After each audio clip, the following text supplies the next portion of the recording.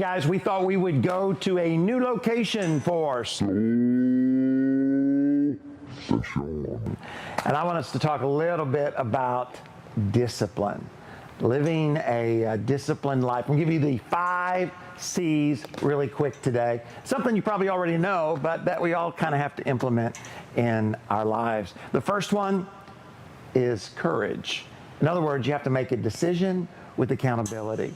And it doesn't matter whether you're eating right, whether you're going to read your Bible, get up early, go to bed early. I mean, whatever it is that you're going to do, it takes, first of all, a decision, right? Hey, I'm going to do this starting on this day, at this time, you know, whatever the details are.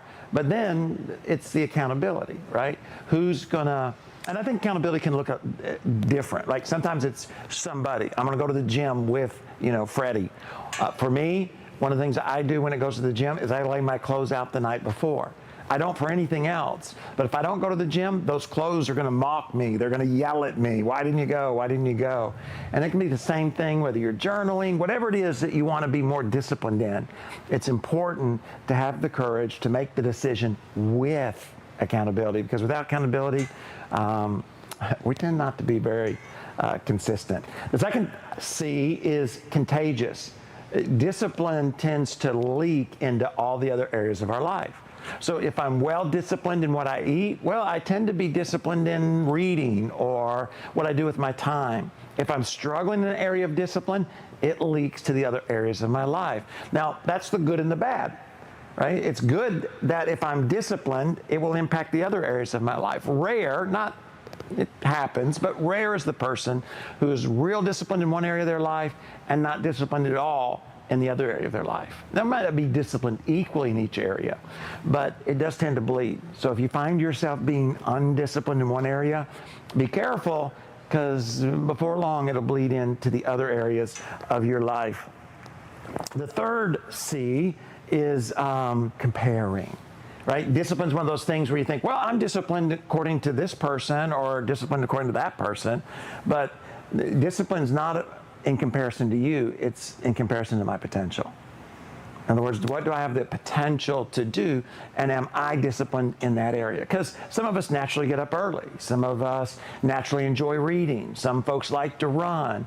Whatever area of discipline you think, some people like to study. Some people don't. So I don't want to compare my areas of discipline to you. I want to ask myself, here's my potential and in the area of discipline, and am I experiencing that in my life? So courage, contagious, comparison. The fourth C is choose your friends wisely, because their discipline will often become your discipline. You ever notice that? If you're around a bunch of people who are always eating pizza, before long, you'll start to eat pizza. And if you're around folks who are disciplined, you'll either start to live a more disciplined life or you'll find new friends because you feel uncomfortable. If they're talking about what time they get up or when they go to bed or how they spend time with their kids or what they eat, whatever area of life they're disciplined in, if you spend time with them, it's going to pull you in that direction. When it comes to athletics, they always tell you play whatever sport you're playing with folks who are better than you because it'll make you better. If you play the same sport with folks who are not as good as you, well, eventually you'll start to play at their level, right? And so it's important to choose who you're going to spend your time with. Doesn't mean you never play, racquetball with somebody that's not as good as you, or that you go out to eat with somebody who's not as disciplined as you. It's just be careful who you invite to the inner circle of your life.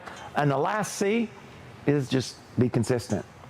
When you fail, and everybody does, you put out your clothes, and you don't go to the gym, you decide you're going to eat healthy, and you drink a Coke, whatever it is, don't let that failure be your excuse for not getting back in the game, for being consistent. In other words, when I say be consistent, I'm not saying that you're never going to screw up. I'm just saying that when you do, get back on the horse.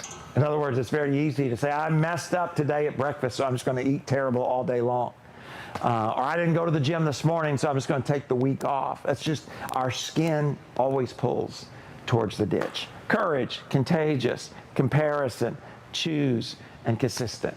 4 C's or 5 C's, and they can make a big difference when it comes to living a disciplined life. It's the Soul Session.